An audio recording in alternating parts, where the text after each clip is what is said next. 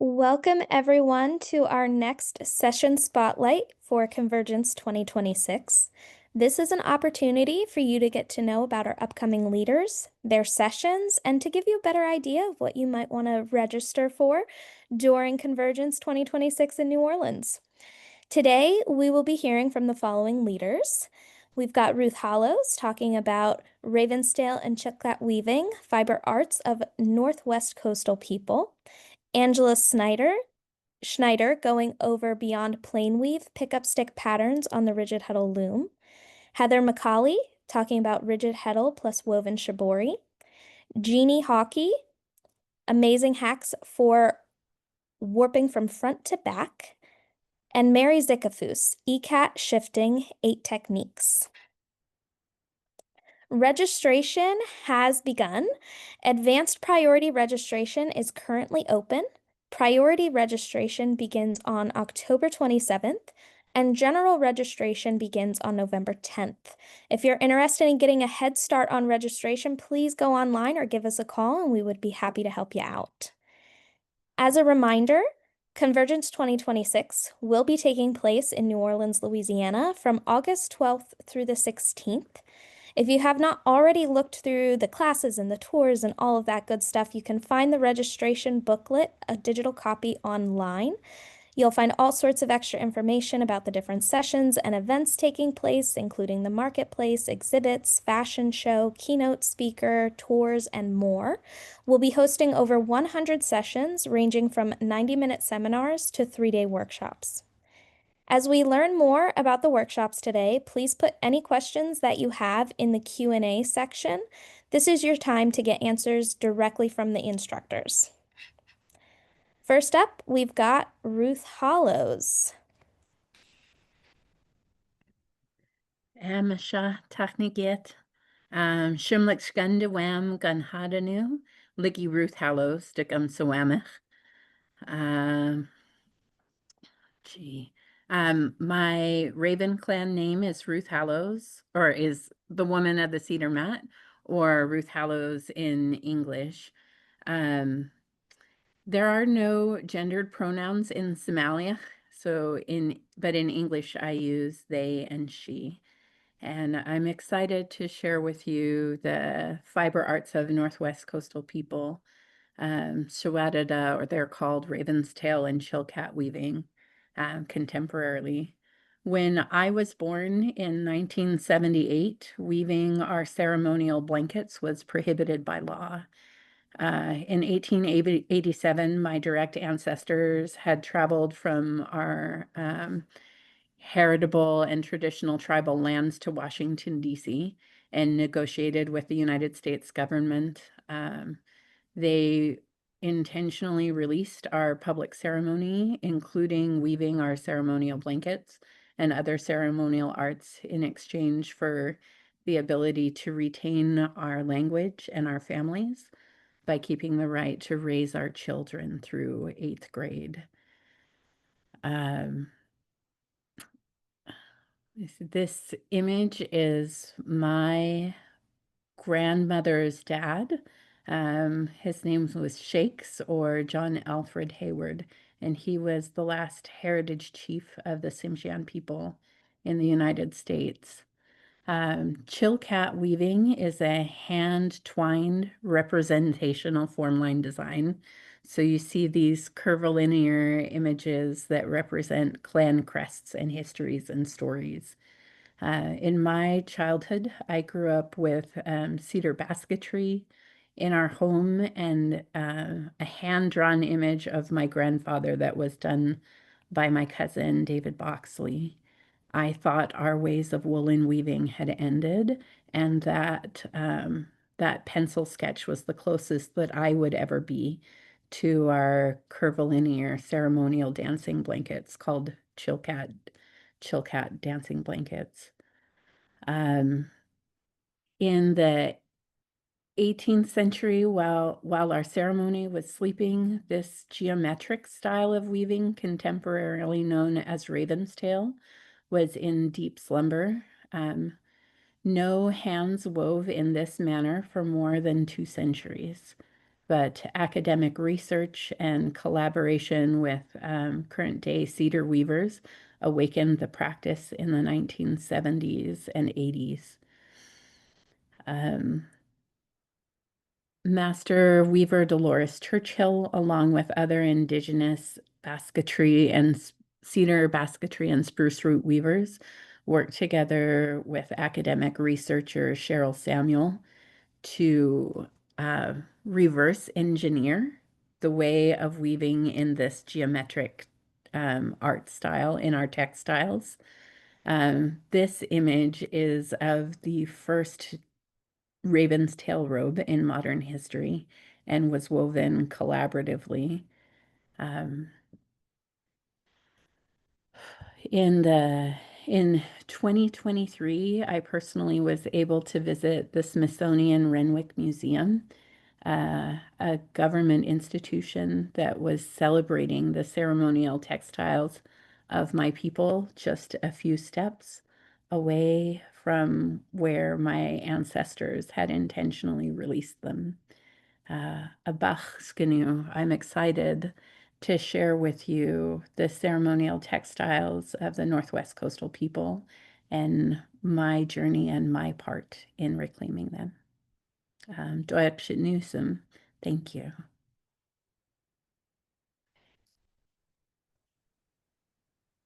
Thank you for sharing more about that seminar. That was already so interesting, so I can only imagine what you're going to be able to dive into in a full 90 minutes. Yeah. Is Again, that was Ruth Hallows talking about Ravenstail and Chilkat weaving, fiber arts of Northwest Coastal people, which is a 3-hour seminar that is going to be taking place on Saturday, August 15th. Up next, we've got Angela Schneider, who is going to be talking about Beyond Plain Weave, pickup stick patterns on the Rigid-Heddle loom. Hi, Erica. Thanks for having us today. That looked like a really interesting presentation from Ruth. Let's see, I have some pictures for you. What I'm going to be doing on Sunday morning, the last day of Convergence, is Beyond Plain Weave pickup stick patterns on the Rigid-Heddle loom. And this is a workshop for Rigid-Heddle weavers that have mastered plain weave. And actually, even if you're new to Rigid-Heddle weaving and you've done one project on plain weave, you qualify for the class. This is going to take you beyond that plain weave into all sorts of other structures. So the pickup stick is a pretty simple tool. And what's the big deal about? Waiting for my picture to change. There you go. What's the big deal about this? I mean, it's just a stick. It's simpler even than a stick shuttle. It doesn't even have the notches at the end, but wielded properly, it turns into a magic wand that changes your Rigid-Heddle loom from a maker of plain weave to a maker of all of these wonderful structures. And we're going to be working with the pickup stick and a Rigid-Heddle loom to make these. We're going to figure out how to turn your down shed into a shed with weft floats. We're going to transform your up shed into warp floats. We're going to put them together and you'll get the textured with window pane patterns that are kind of like a miniature waffle weave. With that, you can also do lace types of structures. Once we've gotten used to using one pickup stick, we'll take two and create patterns that we can use where the pickup sticks work together. They stay in the loom together and you can get alternating rows of pattern, or more complex patterns where you take the sticks out and put them back in again in your loom. And with that, we can do things like spot Bronson. We can do honeycomb. Can you imagine that? Honeycomb on a Rigid-Heddle loom? It's entirely possible, and it's actually pretty easy once you've got it set up. We can look at simple twill patterns. And once you get used to working with the stick going in and out of the loom, you might find that's a little bit tedious. Well, we've got another magic trick, which is a heddle rod. So we'll learn how to put that in. And it takes a little bit to set up, but once you've got it set up, it makes your weaving a whole lot faster and more efficient. And so this is, hands-on. You're going to get a series of samples and leave with a bunch of skills that you'll be able to carry on to other types of weaving. So when you start working with multiple heddles and you want to do twills, your pickup stick is going to help create those different sheds so you can get more complex patterning. And you can even use it for other things like shibori dyeing that we're going to hear about soon from Heather in just a moment. So this workshop, the equipment requirements are pretty simple. You need a warped Rigid-Heddle loom, and it's just 48 threads set up for plain weave. We'll do the transformation to create those other structures in the workshop. You bring 2 shuttles so we can do a little bit with color. Bring 2 pickup sticks so we can try those more complex patterns. You bring your weft yarns, and you need a heddle rod, but I'll let you in on a little secret. That's a dowel. We're going to convert it to a heddle rod in class by adding some string heddles to it. So it's a 3-hour workshop, again, Sunday morning, the last day of Convergence, August 16th. And it's a lot of fun to just sit together and weave and try out all these different patterns that you can get under your fingers and carry forward into your other weaving. So come and join me on Sunday morning. And thank you so much. Thank you. This looks so cool. Such a way to fancify, I'm gonna say, what people can do on the Rigid-Heddle. It sounds like since everybody's bringing their own looms and such, this is a great way that they'll be able to take this stuff back with them afterwards. But would you say, are people gonna be cutting these samples off of the loom by the end of it? Are they gonna have enough time to kind of complete those samples, or is it really just a dabble? It's your choice, actually. I asked for a yard to a yard and a half on the loom, and we can get through the basic set of samples in the 3 hours, or if you want, you can leave it on your loom. And I have a few extra samples that are in the handout that you can play with later, and you can even experiment with making up your own patterns. So it's totally your choice if you want to cut it off the loom and if you need the loom for something else, or since it's towards the end of the conference, it's a perfect opportunity to take it home and keep experimenting. What kind And of also with this one, you can use any Rigid-Heddle loom. I've done it on an 8-inch wide loom, and you can use any dent heddle with whatever yarn you've got. And I'll send out instructions that give some suggestions, but it's not critical what dent or what yarn you use. I was just going to ask that. What kind of yarns do you recommend for the weft yarns with playing with all these different patterns? Are there different kinds of yarns that can help increase the variety there? If you're using a 7.5 or 8 dent heddle, the worsted weight yarn works really well. If you're using a smaller heddle, like a 10 or a 12 or 12.5 dent, you can use even a 3/2 cotton and it works fine. I will be sending out a instruction sheet to the folks that register for the class that gives you a little bit more information and suggestions about what kind of yarns will work well. But it's really flexible. Fantastic. Well, thank you so much for diving into this class a little bit more. I'm excited to see what folks make. Again, that was Angela Schneider talking about the Beyond Plain Weave Pickup Stick Patterns on the Rigid-Heddle Loom class, which is a 3-hour seminar taking place Sunday, August 16th. And we just wanted to make note, we had a little bit of an error there. Ruth Hallows' class is a 90-minute seminar on Sunday, August 16th.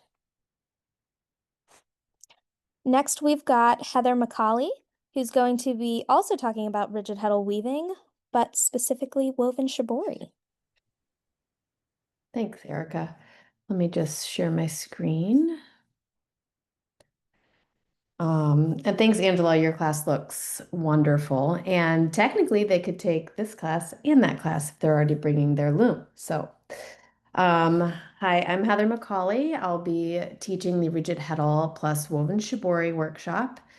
A little bit about me. I'm an associate professor of fibers at Wayne State University in Detroit, Michigan. I kind of dabble in pretty much anything in fibers, but my loves are dyeing, weaving, and spinning. The workshop is going to be held August 12th and 13th from 9 to 4:30 p.m. The material fee is $40. All levels are welcome, but the weavers should know how to assemble and utilize their Rigid-Heddle because we're going to be going through a fair amount of information, and I want to make sure that we all get to be able to do all the samples that are planned. Things that you're going to need to bring is a Rigid-Heddle loom. I'm suggesting a 10-inch wide weaving width. If you have an 8-inch wide, I mean, that's going to be okay. I'm going to prepare your warps in advance because we're going to learn how to warp with a warp bundle instead of direct warping. So we would just have extra ends basically if you have a narrower loom. You need a 10 or 12 that Rigid-Heddle heddle, and you could do a 12 and a half as well, and then metric 40-10 or 50-10. Please bring all of your Rigid-Heddle accessories. It just kind of depends on which loom you have, so I didn't get specific, but you're going to need to be able to clamp or stabilize your loom in some way. You are going to need your threading hook, so whether you have a sleigh hook or a reed hook, whatever works best with your loom, and then your shuttles that you prefer to use. I will be providing pickup sticks to use during the session. I will also be handing out worksheets with different patterns. We're going to be working or weaving 3 different patterns, Shibori patterns, and you'll have 10 inches to practice those patterns. They're all going to be plain weave based, and then we use our pickup sticks to experiment with the different patterns. Then you're going to have 20 inches left over on your warp, and you can work on designing your own Shibori, or you can practice some of the other patterns that I will have. We're going to learn how to warp your loom with a warp bundle, like I already said. We're going to utilize pickup sticks. We are going to talk about the unique Shibori patterns that you can design yourself. And we will discuss how to properly bind your Shibori samples before you go ahead and dye them. We will be using a 3-2 cotton, and then we're going to learn how to use fiber reactive dyes. A couple images of my one-day workshop that I normally do with this. You see some students, some will utilize their loom propped up against a table, others have their own stands, and some are just kind of clamped onto the table.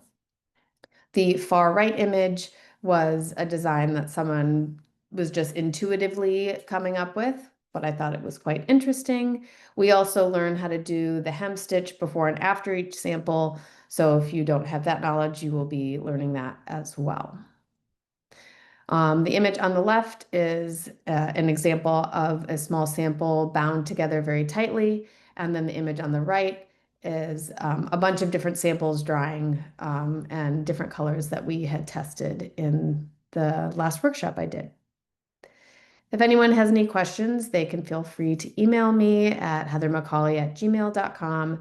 My website is also listed there, same as Instagram. And then I help my mom with her company, which is Oh My Fibers. I also will respond to messages there if you can't find me. Thanks. This looks like a fun one.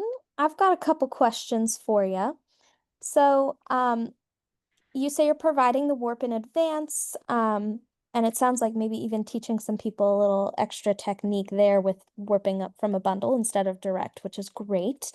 Are the weft materials provided, or is there anything specific folks need to know to bring there? No, I'll be providing all of the yarn. So we'll have our warp bundles and then obviously our weft, and then I provide the binding yarn as well. I use also a 3-2 cotton, but it's a pearl cotton. It's a little bit stronger. Okay. So beyond the Rigid-Heddle loom itself, what should folks be thinking about bringing? Sorry, I had it listed, but off the top of my head, they need their loom, they need the accessories. Mm-hmm. I'm gonna bring scissors, but if you want really nice scissors, you should bring those. Their shuttles, their threading hook is essential. I think I think that's it. It is listed. It is everything that was on that PowerPoint slide. Yeah. That's really it. Awesome. Okay. And I'm kind of curious. So this is obviously tailored towards Rigid-Heddle, but with the focus being on the woven shibori, if somebody were to come and take this class, will this pickup technique be transferable to a floor loom, or is it really going to be specific to a Rigid-Heddle style loom? You could definitely use it on a floor loom. I hand out weaving drafts that are actually a complete weaving draft. So if you had a table loom or a floor loom with harnesses, you would be able to actually utilize your harnesses for the pickup pattern that we're using with pickup sticks. So, I mean, yeah, you could definitely use your pickup stick for that. But I would probably, if you had a floor loom, just thread it so you could have the pattern being raised by the harnesses. Okay, great. Um, you talk about being able to design your own patterns though. Will that be that sounds like it'll be more specific to like the pickup technique versus being able to thread it that way? Yes, if you're going to get pretty pictorial. I mean, if someone's pretty advanced at designing their own drafts, they might be able to envision how they're going to utilize their harnesses or shafts, whatever you call them. So they might be able to be more strategic. I love the pickup stick because you could, do letters or some type of shape, a smiley face if you really wanted to. And that's just basically looking at the warp and deciding which, threads need to be raised. I'll also have mark begun markers if someone wanted to kind of mark it on their warp before they pick it up. And then it goes away when you dye it because it touches the water. Awesome. This sounds like a great class where folks can really learn stuff that they'll be able to expand upon later. Thank you so much for giving us more information about that. I'm very excited to see what everybody makes. And again, that was Heather Macali talking about the Rigid-Heddle Weaving Plus Woven Shibori, which is a 2-day workshop taking place August 12th and 13th. Next, we have Jennie Hawkey talking about amazing hacks for warping front to back. Hi, everybody. I'm so glad to be here. Let me get my PowerPoint up here. All right. So I am teaching a session, 90-minute session on August 15th, which is Saturday morning, on amazing hacks for warping front to back. So warping is often, something that people really stress over. And believe it or not, I love to warp. And so hopefully I'll be the perfect person to get you enthusiastic about it. I teach both online and in person in my teaching. And I work with a lot of beginners who really struggle with warping. So what they find is the weaving part is easy. It's the warping that's hard. So what stands in the way of weaving? That's what we're going to talk about. Some people dread setting up their loom because warping can be so hard for them. And that then interferes with their ability to weave the things that they would like to weave. So there's several kind of standard ways to warp a harnessed loom, a multi-shaft loom. And so back to front is actually the way I learned originally, front to back. And there's often a little controversy, which is better, that kind of thing. A sectional beam, if you have that on your loom, that is a different kind of warping than what I'm talking about, but it is a kind of warping. And then I get new warpers that really don't know. They don't know what kind of warping they should do. They don't know the advantages and disadvantages or where they would like to start. So this demonstration and talk that I'm going to give will be on warping front to back so that people can get an idea of the steps and the processes for doing that and some good tips for how to be successful at it. So one thing I hear from weavers is that there's so many steps to remember. It's really difficult. Even if you look at a video or you have a book, that can be pretty overwhelming for people. Also, beginners especially, but I have them too, threading errors. It's pretty easy to, between the steps, maybe make an error and you have to go back and fix it so that you can successfully weave. So it's another thing I'll talk about, some ways to avoid those or to fix them. Losing the cross. So when we put warp on a warping board, we put a cross to keep our warp in order. And in front to back, we have to hold that cross while we're putting the threads through the reed. A lot of times my students that are new at this, if they try to hold it on their hand, like in the picture, they might lose that. It might fall off while they're busy trying to get the threads through the reed. And so I've got a hack for that. That is pretty easy to do, and I'll show it. And then poor tension can be another problem. If your tension is off, or it gets worse as you go along, that can cause you problems in weaving. And so it's best to avoid poor tension to begin with.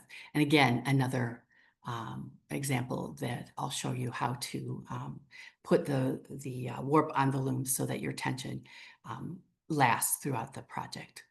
And then finally, fear of tangles.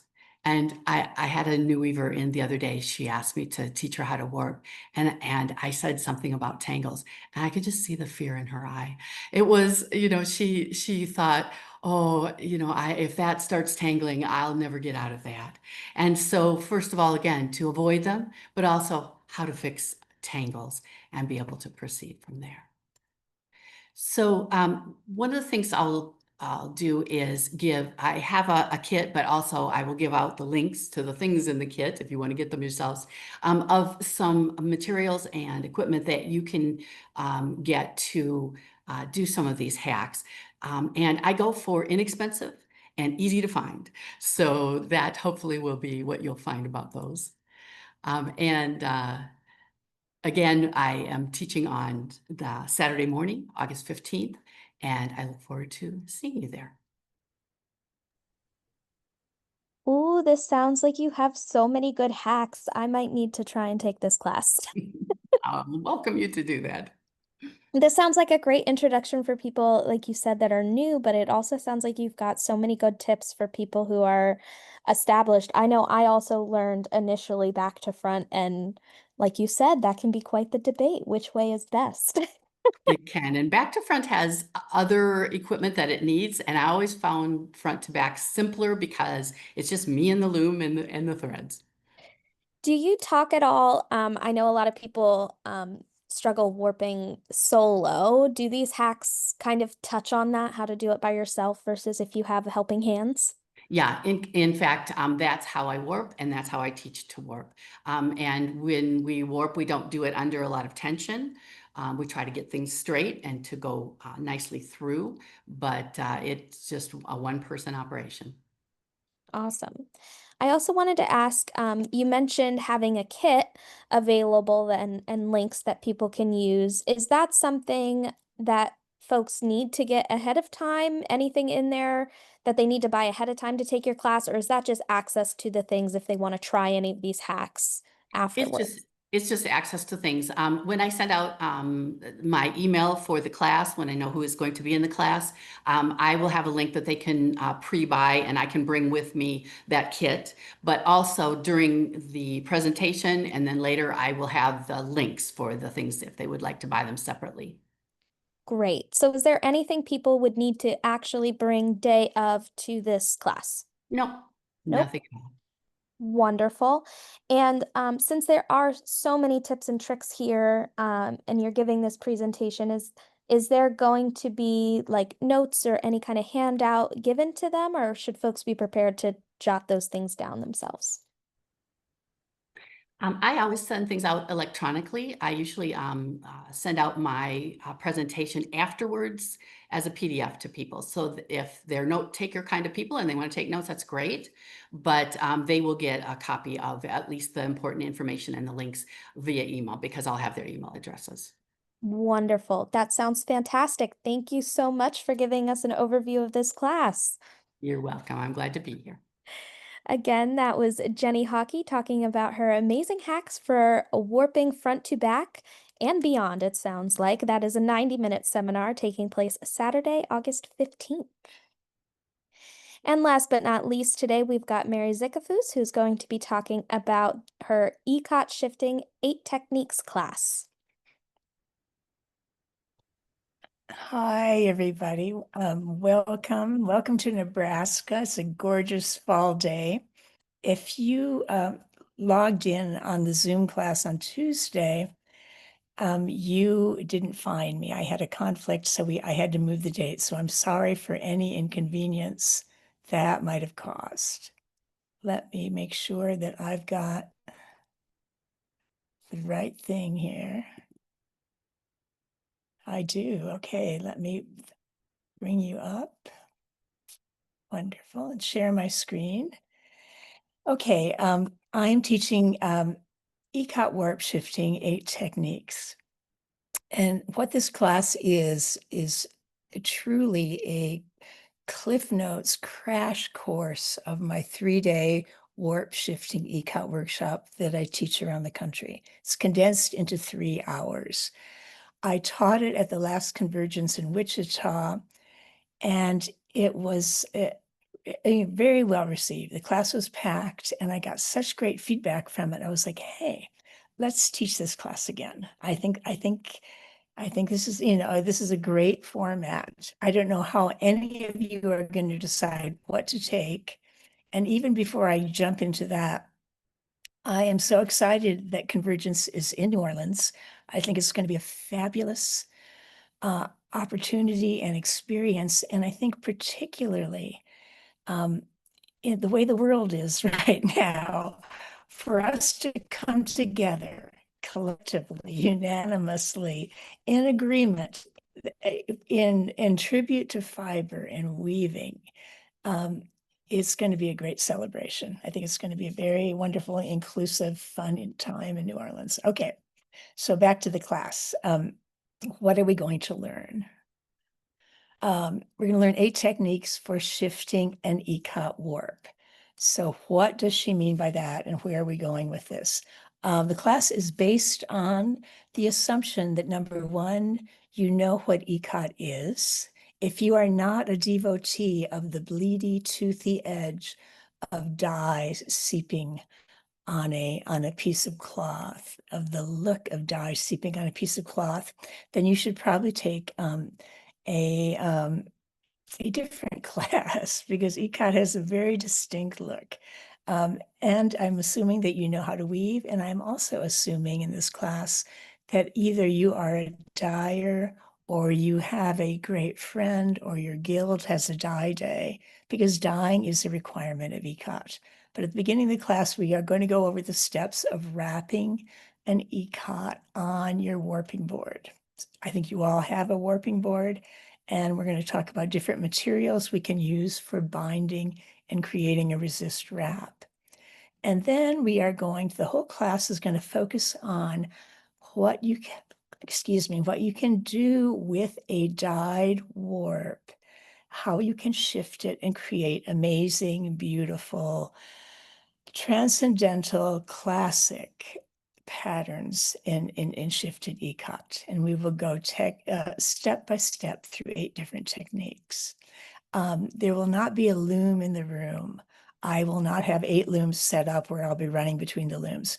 I'm going to be talking to you. We're going to be looking at PowerPoints.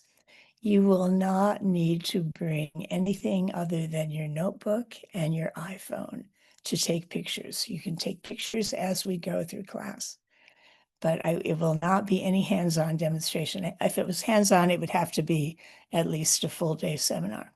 So we're going to learn about the non-shifted Ikat warp. We're going to learn about the tie-on shift, the cord shift, the cut warp tie-on shift, the hand shift, the dowel shift, the supplementary dowel shift, the knot and dowel shift, the DIY warp shifting device, and how to create these, what materials you need for these shifting techniques, which in many cases, you just need your hands to do it and a little bit of information. So these are examples of workshop photos of shifted warps that I've taken across the country as I've taught. You know, Ikat is such a it's such a beautiful technique. And it's one of those techniques that it seems quite daunting, like, oh my goodness, how could I ever do that? And when somebody breaks it down step by step by step, it's quite simple. And also, I would say Ikat and indigo are such a classic pair. It's such a fantastic look, the blue and white. And we won't be dying in class, but we will be talking certainly about it. But these are the looks of shifted warps. And they're beautiful, each one very different and distinct. And it's a pretty darn compelling technique to learn. Okay, I've got to look at my little list here that I made to make sure that I told you what you needed to know. Yeah, everything is condensed into 3 hours. And I will tell you this, we will use every minute of the class.